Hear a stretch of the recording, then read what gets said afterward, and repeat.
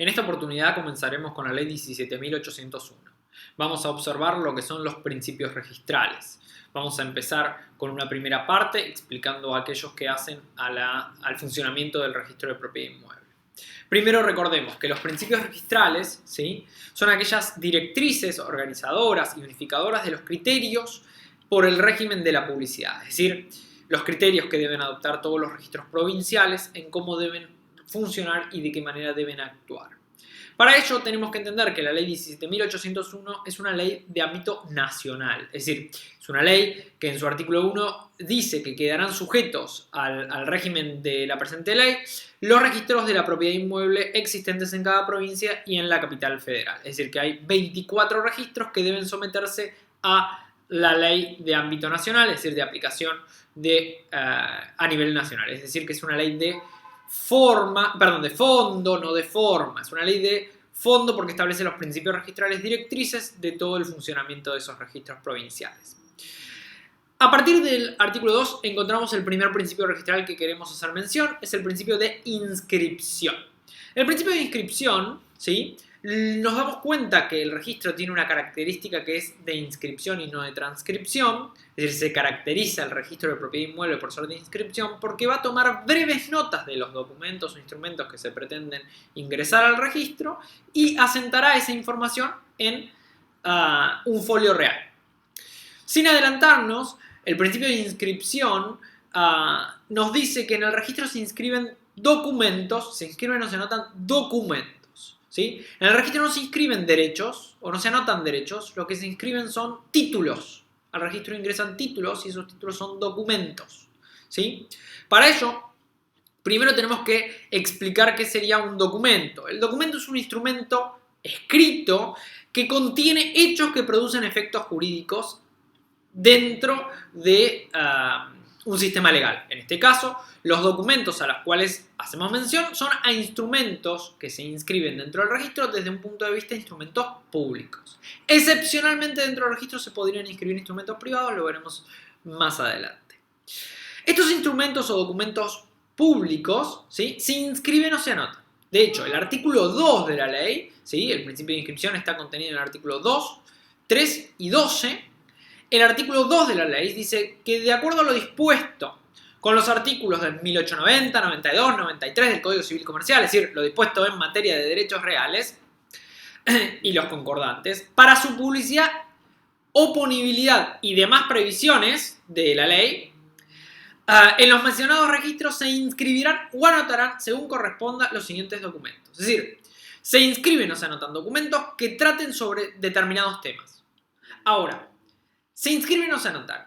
Pareciera que se utiliza desde un punto de vista práctico, ¿sí?, como sinónimos inscripción o anotación.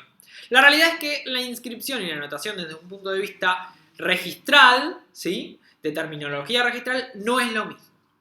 La inscripción hace a la toma de razón, asentar información dentro del registro que va a tener que ver con constituciones, transmisiones, extinciones, modificaciones, aclaraciones de derechos reales. Es decir, que van a hablar del objeto en su particularidad, un derecho real que recaiga sobre ese objeto. Por ende, afectan a todo el objeto. Mientras que las anotaciones tienen que ver con el asentamiento de información dentro del registro, que es una información temporal que afecta la integridad de la inscripción. Para entenderlo, un embargo es una anotación, se anota el embargo. No se inscribe el embargo. ¿Por qué? Porque el embargo tiene una validez. Esa validez afecta la integridad de la inscripción. Hay una preferencia, una prioridad para alguien, ¿sí? O hay un juicio pendiente y por ende se está informando a la sociedad que hay un juicio pendiente. Entonces está afectando la inscripción de forma íntegra, pero temporalmente. Por eso hay que saber distinguir las inscripciones de las anotaciones.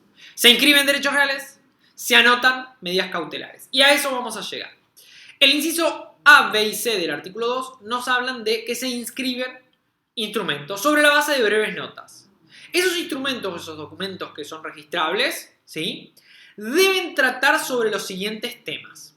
¿Sobre qué deben tratar? Bueno, el inciso A dice los que constituyan, transmitan, declaren, modifiquen o extengan derechos reales sobre inmuebles. Recordemos que estamos en el registro de la propiedad inmueble, por ende, todos los derechos reales que de alguna manera se modifiquen, se extingan, se constituyan, se transmitan, se declaren, deben ser inscriptos en el registro. Es decir, lo que debe ser inscripto es el documento que trate sobre ese tema.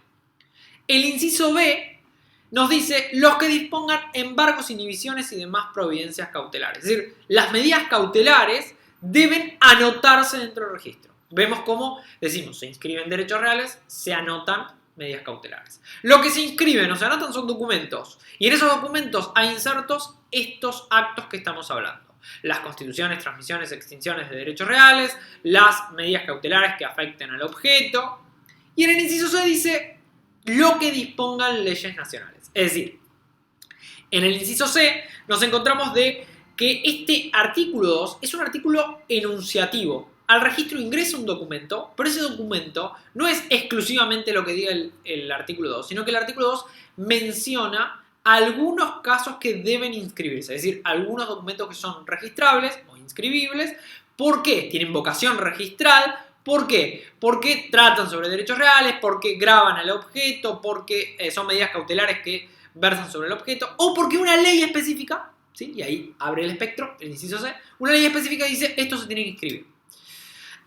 De hecho, el Código Civil Comercial, la ley 26.994, establece que el régimen de vivienda única debe inscribirse dentro del registro, ¿sí? Si se inscribe dentro del registro, quiere decir que ese es un acto que, sin tratar la constitución, transmisión, extinción, modificación de un derecho real, sin ser una medida cautelar, igual se inscribe. O, por ejemplo, la ley 14.005. ¿Qué es la ley 14.005? La posibilidad de inscribir boletos de compraventa, ¿sí?, en cuotas. Es decir, es una venta en cuotas. La ley 14.005 es un caso de venta en cuotas, ¿sí? Esa venta en cuotas se puede registrar dentro del registro, valga la redundancia, se puede inscribir dentro del registro este acto, ¿sí? Y tratará sobre algo que una ley específica está diciendo que se debe inscribir dentro del registro. O sea que es un artículo meramente enunciativo. Sí, el artículo 2 es un artículo meramente enunciativo, pudiendo cada ley establecer otros documentos registrables siempre que traten sobre un tema establecido en la normativa, ¿no? De esta manera, nos encontramos que estos documentos que hemos mencionado tienen vocación registral. Vocación registral es que deben inscribirse para realizar efectos frente a terceros, para ser oponibles erga omnes. En ese orden de ideas, el artículo 3 continúa. Si el artículo 2 es qué es lo que se inscribe, ¿sí?, qué documentos, sobre qué tratan los documentos que se inscriben, el artículo 3 es qué forma tienen que tener esos documentos, qué requisitos deben cumplir. Es decir, los requisitos que deben cumplir están descritos en el artículo 3. Y nos dice, para que los documentos del artículo 2 sean inscriptos o anotados, deben, en primer lugar, estar constituidos por acta notarial, por resolución judicial o administrativa, según legalmente corresponda. ¿Qué es el inciso A? La ley determina la forma del instrumento. La ley determina cómo se hace ese documento o ese instrumento registrable, ¿sí? Cómo se inscribe o se anota, es decir, cuál es la forma que debe tener ese instrumento. De esta manera, la regla es que se inscriben documentos o instrumentos que siempre son públicos. Pero esta regla habilita excepciones. Por ejemplo, el propio artículo 3 infine va a decir se pueden inscribir boletos de compraventa, ¿sí? La compraventa en cuotas, la ley 14.005. Estos boletos de compraventa que se va pagando para que después nos hagan las escrituras definitivas pueden registrarse dentro del registro, pueden inscribirse dentro del registro. La única salvedad que estos instrumentos privados que se inscriben deben estar certificadas las firmas debe estar certificadas las firmas del instrumento. La certificación de firma, aclaración pertinente, la certificación de firma en ese instrumento de boleto de compraventa no transforma el instrumento de privado en público, sino que lo único que hace la certificación es darle fecha cierta y que el instrumento tenga autenticidad por sí mismo, ¿sí? De esta manera que se inscriben o se anotan dentro del registro documentos que traten sobre el artículo 2 y de acuerdo a la forma que establece el artículo 3. Ejemplos. Si me dice acta notarial, lo que me está diciendo, en definitiva, es que en el acta notarial, si es una escritura pública, ¿sí? Si es una compraventa sobre un inmueble, lo debo hacer por escritura pública, 1017. O por resolución judicial, por ejemplo, es la transmisión mortis causa del dominio, ¿sí? La resolución judicial hace mención a un oficio y testimonio, un instrumento público emitido por un juez. Por nombrar algunos de los ejemplos. Continuando con esto, el inciso B nos dice que los instrumentos deben tener las formalidades establecidas por las reglamentaciones locales, por las leyes locales, ¿sí? Deben estar autorizados, sus originales o copias, por quien esté facultado para hacerlo. ¿Esto qué significa? Estar autorizado y cumplir con cuestiones de forma. De esta manera, debe estar, por ejemplo, si el instrumento es una escritura pública, debe estar firmado por el escribano, ¿sí? Si el instrumento es una resolución judicial e ingresa un oficio y testimonio, debe estar firmado por el juez o el secretario, dependiendo del caso. Es decir que lo que decimos en este caso es que el instrumento debe contar con la autenticidad, ¿sí? Debe ser auténtico, debe estar hecho de la forma que se establece y debe estar firmado o suscripto, rubricado por quien corresponda. Esto le da fe pública al instrumento. En ese orden de ideas llega el inciso C. Y el inciso C dice, debe el instrumento revestir el carácter de auténtico y hacer fe por sí mismo. ¿Ven? En consonancia con el anterior. Es decir, que sean auténticos y den fe por sí mismos es que el autor real del documento es quien indica el instrumento, ¿sí? Es decir, el que firma es el que está transmitiendo el derecho real, el que firma es el que está adquiriendo el derecho real. Por ejemplo, en una compraventa, el que firma tiene que ser el vendedor, el que firma tiene que ser el comprador y los datos tienen que condecirse, ¿sí? Eso es decir, que sean auténticos y den fe pública, o sean fe por sí mismos. De esta manera, una vez que se practica el asiento registrable, se inscribe este instrumento, porque ha contado con, y tiene que ver con algo que la ley dice que se tiene que inscribir y está hecho de acuerdo a la forma que la ley establece, nos dice que ese documento que ha sido registrado, ese documento que ha sido inscripto, servirá inmediatamente de título de adquisición o de título de gravamen o de medida cautelar inscripta. Es decir, es el instrumento que da veracidad de que se ha practicado fehacientemente la inscripción y surtirá el efecto correspondiente de acuerdo a lo que ingresé dentro del registro. De la manera con el artículo 3, ¿sí? Vamos a entender y vamos a saltar algunos artículos para después verlos. Vamos a ver el artículo 6. ¿Qué es el artículo 6? El artículo 6 es lo que llamamos principio de rogación. Vimos el principio de inscripción, 2 y 3, artículo 12 también.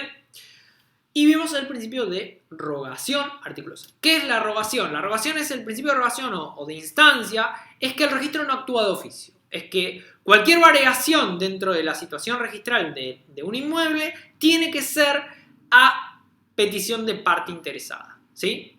Es decir, tiene que ser a petición de parte. Esto significa que un sujeto le va a pedir al registro que ponga en marcha el proceso de registración para la inscripción de un documento que este mismo ingresa. Es decir, el rogante, yo, rogante, presento el instrumento dentro del registro y le pido al registro que ponga en marcha su actividad y inscriba este documento, ¿sí? La rogación es pedirle que ponga en marcha el procedimiento para su inscripción. Obviamente, la petición de parte tiene que ser acreditada interés legítimo. Dice la ley que solo varía la situación registral a petición de aquel que acredite un interés legítimo. Y dice el inciso A, ¿quién acredita un interés legítimo o a quién hace mención a acreditar un interés legítimo? El autorizante del documento, ¿sí? O su reemplazante legal. Vamos a ver qué significa. El autorizante de un documento es quien le va a pedir al registro, le ruega, rogar no es que le estoy pidiendo por favor, sino rogar es le estoy pidiendo al registro que ponga en marcha y que inscribe este documento. Entonces, cuando yo le pido al registro esto, ¿quién lo puede pedir? El autorizante del documento. ¿Quién es el autorizante del documento? El que en el artículo 3, inciso B decía, ser auténticos y estar firmados por quien esté facultado para hacerlo. Entonces, si yo ingreso una escritura, soy un rogante que ingresa una escritura, el que está facultado para ingresar esa escritura, ¿quién es? El escribano, ¿sí? Está autorizado para pedir la variación de la situación registral. Por sí mismo, no las partes, sino por él por sí mismo. O en su defecto, si es una manda judicial o una decisión judicial, el juez o el secretario, ¿sí? Estos son autorizados y acreditan un interés legítimo para variar la situación registral. Y cuando dice su reemplazante, supongamos que vamos a poner otro nombre, mejor. Supongamos que Juan, escribano, ingresa la escritura dentro del registro, ¿sí? Un documento registrado con una escritura, una compra-venta, trata sobre la transmisión de un derecho real, se ingresa. Cumple con la formalidad, está hecho por escritura pública, está firmado por Juan, escribano, y es auténtico. Ingresa el documento y al ingresar el documento, ¿sí? Supongamos que el registro pueda realizar algo que se llama observación y lo devuelve. Y el escribano ha fallecido. Entonces, ¿quién va a poder suscribir y pedir que varíe esta situación? Su reemplazante legal. Entonces, quien acredite el interés legítimo, como acabamos de ver, podrá pedirle al registro que varíe la situación registral. ¿Y cómo lo pide? Bueno, la forma, el pedido de que varíe la situación registral se encuentra en el artículo 7. El artículo 7 de la ley 17801 dice que, de acuerdo a lo que las leyes provinciales establezcan, de acuerdo a que las reglamentaciones locales establezcan, ¿qué es lo que me está diciendo? Cada registro es provincial, cada registro diga cómo se le solicita la variación. ¿Por qué? Porque el pedido, ¿sí?, se realiza, el pedido de variación se realiza a través de por ejemplo, en Provincia de Buenos Aires y en Capital se realiza a través de un formulario llamado carátula rogatoria. ¿Qué es la carátula rogatoria?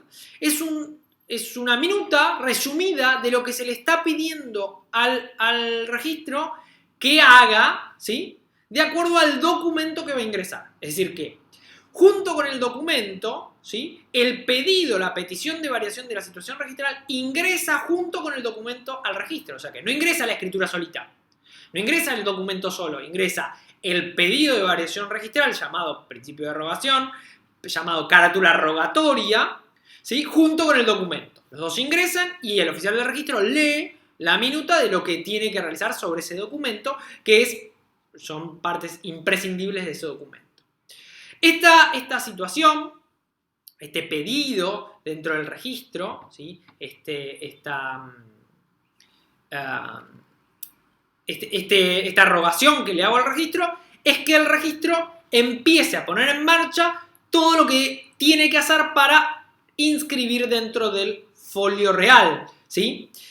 Acá nos vamos a detener un poquito, ¿no?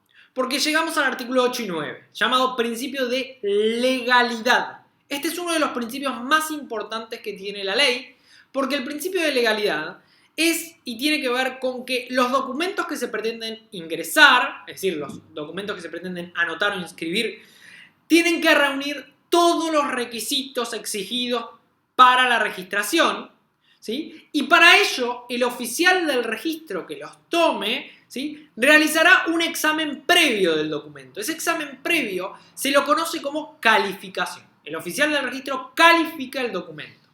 ¿Qué significa que califique el documento? Bueno, la función calificadora es una función de control que realiza el oficial del registro en donde chequea que se cumplan todas las cuestiones extrínsecas del documento. Entonces, ¿qué son las cuestiones extrínsecas? El principio de legalidad lo encontramos en el artículo 8 y 9 y dice el artículo 8 que al registro le ingresa un documento y deberá contener todas las formalidades extrínsecas, es decir, el oficial del registro deberá chequear todas las cuestiones extrínsecas del documento para registrarlo o anotarlo o inscribir. Entonces, ¿qué hago? Vamos a más práctico, ¿no? Ingresa la carátula rogatoria con el documento, ¿sí? Supongamos una escritura pública de una compraventa sobre un inmueble.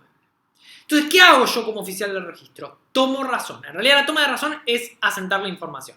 Un paso previo es calificar, función calificadora. Ingresa, ¿sí? Y yo tengo que chequear, hacer un examen previo chequeando lo que se encuentra en el artículo 2 y 3 que vimos. Es decir, chequeo que el documento trate sobre un derecho real, que trate sobre una medida cautelar o que haya alguna ley que me diga este acto jurídico que viene inserto en este documento se inscribe, ¿sí? Se inscribe o se anota. Eso es lo primero, ¿sí? Cuestiones extrínsecas. ¿Qué es lo segundo que chequeo? Que se cumpla con el artículo 3. que esté hecho de acuerdo a la forma establecida por la ley, escritura pública, está hecho por escritura pública, bárbaro, que tenga autenticidad, esté firmado por quien corresponde, esté rubricado, de plena fe por sí mismo, B y C del artículo 3. Si cumple con todo ello, bueno, el registro además, ¿sí? Acá vamos a hablar de dos teorías. Dice que la función calificadora, esta función que hace el oficial del registro, se tiene que circunscribir al artículo 2 y 3. Pero en realidad, el oficial del registro no solo se circunscribe en su control en el artículo 2 y 3, sino también va a velar por leer el instrumento y chequear algunos datos más. Esos datos que chequea son lo que conocemos como principio de especialidad. El artículo 3 bis y el artículo 12, ¿sí? Son, y lo conocemos como principio de especialidad. Entonces vamos a hacer un paréntesis, ¿no? Y después retomamos. El principio de especialidad es determinar de forma fehaciente los sujetos, el objeto y la causa de la relación jurídica. Es decir, lo que ingresa en el documento es que se consta en ese documento todos los datos personales de los sujetos. Estos datos son nombre, apellido, estado civil, domicilio real y domicilio fiscal. Esto fue puesto por una DTR. DTR es disposición técnico registral, es decir, los registros dicen que aparte del domicilio donde vive el sujeto, también el domicilio fiscal no se encuentre impositivamente inscripto, ¿no? ¿Cuál es el domicilio fiscal que ha denunciado? Estado civil, nacionalidad, ¿sí? Si el estado civil es soltero, el registro nos va a pedir que pongamos el parentesco, es decir, es hijo de Juan Pérez y de María Gómez. Si es casado, ¿en qué grado de nupcias y con quién? ¿No? Esos son los datos del sujeto. Si es una persona jurídica, bueno, el nombre social y su representante legal y los datos del representante legal.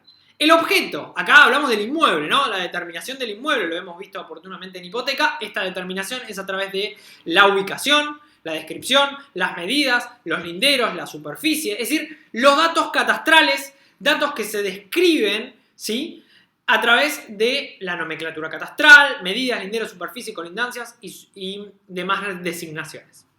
Y la causa-relación de la relación jurídica, es decir, por ejemplo, la parte indivisa que se puede adquirir, o el monto del gravamen si ingresa una hipoteca, el tipo de acto jurídico que estamos realizando, compraventa, donación, ¿sí? Es decir, todos estos datos tienen que estar dentro del documento, insertos dentro del documento. Eso es una parte intrínseca del documento.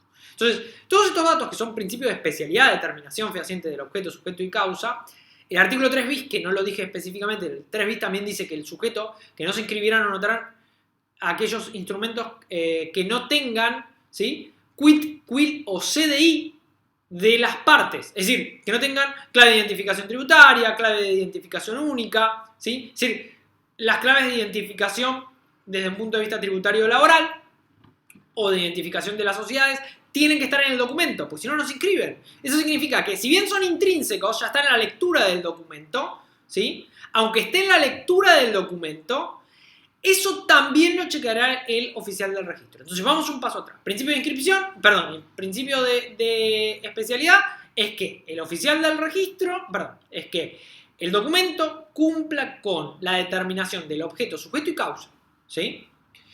Cuando volvemos para atrás y vemos principio de legalidad, artículo 8 y 9, dice, el oficial del registro tiene que hacer una función calificadora.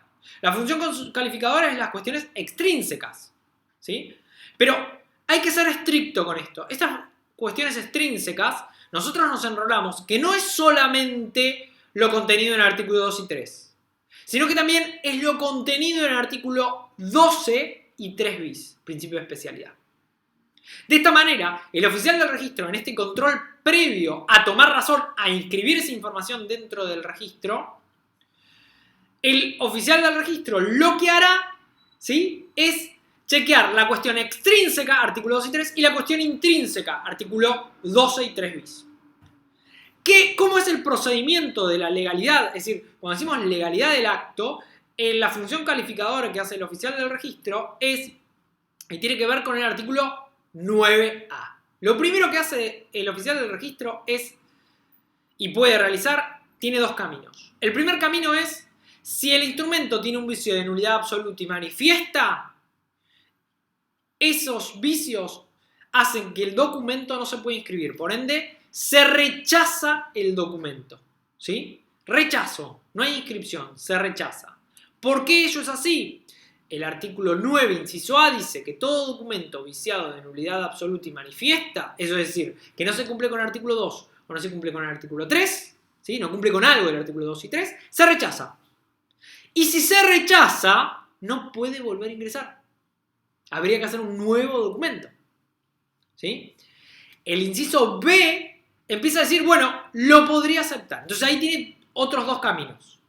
El inciso B del artículo 9, en la función calificadora, si el vicio es de nulidad relativa, ¿sí? Es decir, es un vicio menor, un vicio subsanable, el oficial del registro realizará una inscripción provisional, ¿sí? Y le dará un plazo al rogante, al que le pidió que varíe la situación registral, para que lo modifique, ¿sí? Para que lo arregle él. ¿Por qué? Recordemos, el registro no actúa de oficio. Esto viene de la mano con otro artículo, que es el artículo 4, que es que el registro, la inscripción no convalida el título nulo ni subsana los defectos de que adolecen los instrumentos. ¿Qué significa? El registro no actúa de oficio, el registro no convalidante, el registro no es convalidante. ¿Qué significa que no es convalidante? El oficial de registro hace una función calificadora, ¿sí? Evalúa el instrumento desde el punto de vista extrínseco. Si tiene un vicio de nulidad absoluta y manifiesta, lo rechaza, no puede volver a ingresarse. Si tiene un vicio de nulidad relativa, lo inscribe de forma provisional, dándole un plazo al interesado, al rogante, para que subsane este defecto. Porque el registro no convalidará esto, no subsanará esto con la inscripción. Párrafo aparte, merece cómo es ese procedimiento, ¿no? ¿Cómo es ese procedimiento? Bueno, oficial de registro, ingresa la carátula rogatoria e ingresa el documento. ¿Tiene un vicio de nulidad absoluta y manifiesta? No, por ejemplo, no está hecho por escritura pública. Bueno, rechazo. Listo. Está cumplido con el artículo 2 y 3, pero adolece de un vicio, falta el quit. O, en su defecto, falta un dato de domicilio real, un domicilio fiscal. O no está claramente expresada la parte indivisa, ¿sí? O las DTRs piden que la parte indivisa no solo esté en números enteros, sino también en fracciones. Entonces, está puesta en números enteros pero no en fracciones. Bueno, esos son vicios de nulidad relativa, pueden ser subsanables. Entonces, ¿qué hago yo como oficial de registro? Asiento la información de forma provisional, ¿sí? Y le doy un plazo al interesado de 180 días. O sea que la inscripción provisional surte efecto por 180 días, teniendo el interesado 180 días para volver a ingresar el documento arreglado el defecto, ¿sí? ¿Cuánto tiempo tengo yo como oficial de registro cuando ingrese ese documento para calificarlo? Para chequear que cumpla con todo. 30 días. Entonces, vamos a ponerle un día. El día 1 ingresa el documento. Ingresa el documento, empiezo a leerlo. El día 14 lo observo. ¿Sí? No lo rechazo, lo observo. ¿Qué hago? Asiento el documento de forma provisional. Esos 180 días de inscripción provisional surten efecto desde el día 1. Yo tengo 30 días para calificarlo, a los 14 días lo califiqué, entonces ¿qué hago a los 14 días? A los 14 días, ¿sí? Lo devuelvo al interesado como oficial registrador, lo devuelvo al interesado, el rogante le quedan 166 días para solucionar y volver a ingresar el documento. ¿Por qué? Porque los 180 días de la inscripción provisional se cuentan desde la registración, desde el día 1. Y no desde que el oficial de registro lo devuelve. ¿Sí? Si lo subsano, bueno, vuelve a ingresar el documento, oficial de registro chequea que esté subsanado el defecto. Listo. La inscripción provisional caduca y se hace la inscripción definitiva. Es decir, se tacha la palabrita provisional y se pone inscripción definitiva. Es decir, ya está, está inscripto, surte efectos, no hay que arreglar nada. Ahora, supongamos que soy ahora el rogante, el que le pide. El registro me devuelve, me dice, mira, te quedan 166 días para solucionar este defecto. Y yo digo, pero me está pidiendo el quit y el quit está puesto. Cometió un error el oficial del registro ante esto. Si comete un error el oficial del registro, ¿sí? se puede pedir un recurso de reconsideración llamado de recalificación. Este recurso se plantea ante el propio registro y se eleva al director del registro, ¿sí? El registro tiene un director, al director del registro. ¿Qué se dice? Bueno, se explican los fundamentos por los cuales considero que la observación es errónea, ¿no? Si se le da curso a esto, el director del registro tiene 15 días para resolver este recurso de reconsideración o recalificación. Si lo hace en esos 15 días y me da la derecha, sigue sus vías y se podría terminar con la inscripción provisional y terminar en la inscripción definitiva. Si me dice, no, mantengo lo que te está diciendo, ¿sí? Yo podría, ahora sí, habilitarme por la vía civil, es decir, la vía ordinaria, la vía de la justicia, ¿sí? No la vía administrativa como fue esta, sino la vía de la justicia, en orden civil, presentar un recurso de reconsideración, es decir, de una acción judicial para rectificar esto que me está oponiendo, esta decisión administrativa que considero arbitraria, ¿sí? Porque he cumplido con la misma. Pero bueno, sin meternos tanto en derecho administrativo, vemos cómo ingresa documento, oficial del registro, dos caminos. Si nulidad absoluta y manifiesta, que es que no cumple con el artículo 2 y 3, rechaza. Si es nulidad relativa, dice, bueno, tengo 30 días para leer el documento, lo observo, ¿sí? Lo podría inscribir definitivamente porque es perfecto el documento, o podría decir, no, tiene un defecto que es subsanable, lo inscribo de forma provisional, lo devuelvo al interesado, ¿para qué? Para que subsane el defecto y teniendo 180 días desde que se ingresó, para que lo vuelva a ingresar y yo transforme esa inscripción definitiva en una inscripción, esa inscripción provisional en una inscripción definitiva. Hay algo más que hay que decir, que si se está a punto de vencer el plazo de los 180 días para el rogante, una inscripción provisional que se está a punto de vencer los 180 días, el rogante podría pedir la extensión por idéntico plazo, siempre por causa fundada, ¿sí? Y el registro la podría otorgar. La realidad es que la causa fundada es volver a pagar las tasas y no se extiende por 180 días más. ¿Por qué es necesario continuar con la inscripción provisional? Porque esta inscripción provisional, si después termina dividiendo en definitiva, va a tener fecha de ingreso del documento y no de arreglo del documento, por así decirlo, ¿sí? Así llegamos, ¿sí? Y salimos de la función calificadora, salimos del principio de legalidad y llegamos a lo que se llama procedimiento de matriculación. El procedimiento de matriculación, que lo encontramos en el artículo 10 y 11, ¿sí? Y tiene que ver con que a todo inmueble que ingresa al registro se le asigna un folio real. Bueno, ¿y qué es el folio? Bueno, todo inmueble que se inscribe por primera vez, ¿sí? Todo inmueble que se inscribe dentro del registro, se le crea un cartón. Se le da un cartón. No es ni un legajo, ni una carpeta, es un cartón, ¿sí? Una cartulina, ¿sí? En donde en ese cartón se va a sentar toda la vida jurídica del inmueble. La particularidad que tiene nuestro registro de propiedad inmueble, que si bien registra objetos, ¿sí? Se inscriben títulos sobre objetos, sobre cosas, inmuebles, es además de folio real, en donde cada inmueble tiene un cartón al cual se le asienta toda la información jurídica de ese inmueble en ese cartón. Esa información jurídica, ese cartón se llama folio real, ¿sí? Que es ni más ni menos que la asignación de una ficha filmina, ¿sí? Cartulina, a cada inmueble que se inscribe por primera vez. O sea que si ingresa un documento de un inmueble que nunca ha sido registrado aún, porque viene del año 1820 y nunca fue registrado, el registro automáticamente, artículo 11, le asigna un número de orden, ¿sí? Un número de ordenamiento conocido como matrícula. A esto le llamamos procedimiento de matriculación. ¿Qué es el procedimiento de matriculación? Ingresado con la carátula rogatoria del documento y en el registro no hay cartoncito creado, ¿sí? No hay folio real. ¿El registro qué hace? Le creo un folio real, le pongo un número de matrícula, le pongo un número de ordenamiento y este inmueble ya tiene cartoncito para que cada vez que se haga un acto jurídico sobre este inmueble se asiente en este mismo cartón. Entonces en este cartón se asientan todos los actos jurídicos. En este folio real se asientan todos los actos jurídicos que traten sobre ese inmueble. El artículo 11 dice que los inmuebles de dominio público no tienen folio real, no se matriculan porque están puestos fuera del comercio. Solo los de dominio privado son los matriculados. ¿Puede haber más de un folio para inmuebles? No, porque nuestro registro es de folio real y es un inmueble, un folio, ¿sí? No puede haber en un folio más de un inmueble, ¿sí?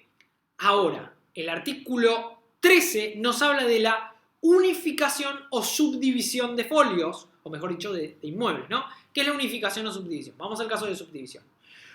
Yo soy dueño de una hectárea, ¿sí? Una hectárea no subdividida. Es decir, yo soy dueño de una hectárea y la quiero dividir y vendérsela a distintos propietarios. Quiero hacer una subdivisión. Entonces, contrato un agrimensor, hago un plano de mensura de subdivisión, registro de catastro que veremos, hago un plano de subdivisión, se crean tantos terrenos como hay y ingreso el documento de subdivisión con los planos correspondientes al registro para que el registro diga, este inmueble que era uno único, se creen tantos folios como terrenos nuevos se hizo en la subdivisión según el plano.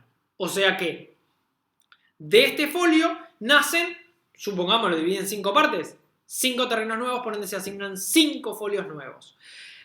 Este folio se anula, el folio antecedente se anula y se deja sentado que de este folio nacieron 5 terrenos nuevos y hay 5 folios nuevos porque hay 5 inmuebles nuevos.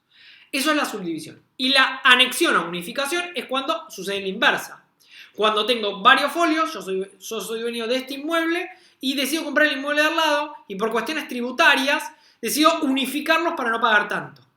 ¿Qué es unificarlos? Que estos dos que tienen 2 folios ahora pasan a tener un único folio. Se hace un nuevo folio único donde se deja debida nota de correlación de los 2 anteriores con el nuevo. Lo que se correlaciona es el número de ordenamiento, ¿no? Esto lo veremos más adelante en un video práctico donde veremos cómo es ese folio, ¿no? Veremos un folio real para ver cómo es ese cartoncito que tiene el registro. De esta manera, ¿sí?, podemos encontrarnos con lo que llamamos, ¿sí?, procedimiento de matriculación. Por delante nos quedarán otros principios, pero ahora vamos a centrarnos en lo que llamamos inexactitud registral, que es algo que se puede dar al momento de inscribirse. ¿Qué es la inexactitud registral entonces? Y esto se desprende de los artículos 34 y 35. Nosotros dijimos, bueno, ingresa un documento y se hace toda la función calificadora. Quiere decir que una vez que esté inscripto ese documento no podríamos decir que la inscripción, los datos que tiene el registro sean erróneos, ¿no? Porque pasó por un montón de estadios para corroborar que todo se cumpliera. Entonces, la inexactitud registral tiene que ver con algunos principios registrales conocidos como principio de exactitud, principio de presunción registral o legitimidad y principio de fe pública, ¿no? ¿Qué es todo esto, no? Partimos de la base de que, como pasó por todos estos estadios el documento para terminar tomándose razón, inscribiéndose o anotándose, todo lo informado por el registro se presume que es veraz, ¿sí? ¿Qué significa que se presume que es veraz? Los asientos registrales se presumen veraces. Esto es que lo que se presume es que el derecho está realmente inscripto, el derecho existe y que son ciertas las anotaciones que del registro se nos informe, vinculadas al inmueble correspondiente de acuerdo al derecho real inscripto. Partamos que consideramos que es exacto lo que se encuentra en el registro. Como es exacto, consideramos además que se presume que es veraz, por ende presumimos la legitimidad del instrumento y de los instrumentos y los derechos inscriptos, pero como presumimos no estamos diciendo que son presunciones iuret de iure, no hacen al derecho mismo, son presunciones iuris tantum. Eso significa que se habilita la posibilidad de que lo que esté dentro del registro podría no ser válido, ¿sí? Cuando lo que se encuentra dentro del registro no es válido es porque lo que existe es una inexactitud registral. Dice el artículo 34 que se entenderá por inexactitud registral todo desacuerdo que en orden a los documentos susceptibles de inscripción exista entre lo que está registrado y la situación jurídica extrarregistral. Es decir, lo que está dentro del registro inscripto y lo que está afuera como situación real. Esto puede pasar y esto se nombra como secundum tabulas, ¿sí? La secundum tabulas es cuando lo que está fuera del registro lo extrarregistralmente, la situación jurídica extrarregistralmente, lo que está en el registro es perfectamente concordante. Listo, acá hay exactitud. Después tenemos lo que se llama contratábulas. ¿Qué es contratábulas? Cuando las constancias registrales tienen una discordancia entre la realidad jurídica y lo que surge de la relación jurídica, de lo que surge de lo registral. Esto es un caso muy típico, se inscribe un título de una transmisión de dominio, ¿sí?, dentro del registro, pero extrarregistralmente, fuera del registro, en realidad el sujeto no es dueño. ¿Por qué? Porque no se ha hecho la tradición posesoria. Es decir, que acá tenemos lo que se llama contratábulas. ¿Por qué? Porque lo que está en el registro no es coincidente con la situación real. Lo que está en el registro es, este sujeto es el dueño, pero extrarregistralmente este sujeto no es el dueño, y para la ley este sujeto no es el dueño porque no se ha hecho la tradición. Vamos a encontrar una exactitud extra, por así decirlo, más, que es cuando la inexactitud se dé porque hay un error o una omisión en el folio real. Entonces, resumiendo, la inexactitud registral se dará ya sea cuando no es coincidente la situación real con la situación registral, ¿sí? A veces no tendría efecto, como hemos visto, si no tiene efecto en el sentido de registralmente, de que no se le hizo la tradición, pero no hay que modificar nada dentro de la inscripción. Pero a veces sí hay que modificar la inscripción porque el error es un error material, es un error de pusieron mal un dato dentro del asentamiento de la información, ¿sí? O pusieron estaba mal el dato en el instrumento que ingresó y el oficial de registro al inscribirlo, lo copió tal cual de lo que estaba en el documento. Entonces, esta situación hace que no sea coincidente con lo extrarregistral, pero sí sea necesario rectificarlo, hay que hacer la rectificación del asiento registral. ¿Por qué? Porque al momento de transmitir o constituir un nuevo derecho real a posterior, lo que va a suceder es que no es coincidente y no se va a poder realizar. Entonces hay que modificar, rectificando el asiento registral, ya sea exhibiendo el documento en donde el oficial del registro cometió el error, porque esto puede pasar que el documento, por ejemplo, cuando transcribe la información en las breves notas dentro del registro, el documento dice 30 millones, anota 30 millones 1. Entonces se confundió el oficial del registro. Entonces, ¿qué hace el solicitante? El solicitante vuelve a ingresar con nota ese documento para que el oficial del registro lo solucione. Ahora, a veces, el que cometió el error fue el escribano, por así decirlo. El escribano puso que el documento de la persona es 30 millones y en realidad era 30 millones 1. Cuando fue a inscribirlo, el oficial del registro anotó el que decía el documento y después, con posterioridad, se dan cuenta que estaba mal el dato allí porque está mal en el instrumento.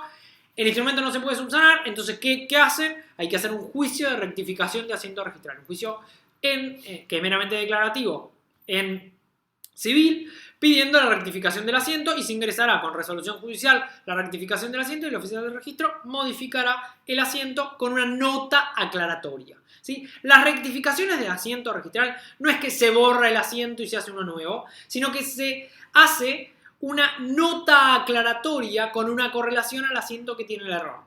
La nota aclaratoria dirá, nota aclaratoria. En el asiento A1, cada asiento tiene un número, 1, 2, 3, en orden cronológico. En el asiento A1, nota aclaratoria, en el asiento A1, donde dice número de documento tanto, debe leerse y rectificarse por número de documento tanto. Inscripción definitiva, listo. Se aclaró que se rectificó el asiento registral. Con esto damos por cerrado esta parte de los principios y luego veremos los principios de tracto sucesivo, tracto abreviado, principio de prioridad, que son los que restan por delante, y algunas secciones que hay dentro del registro de la propiedad inmueble, como la sección de anotaciones personales.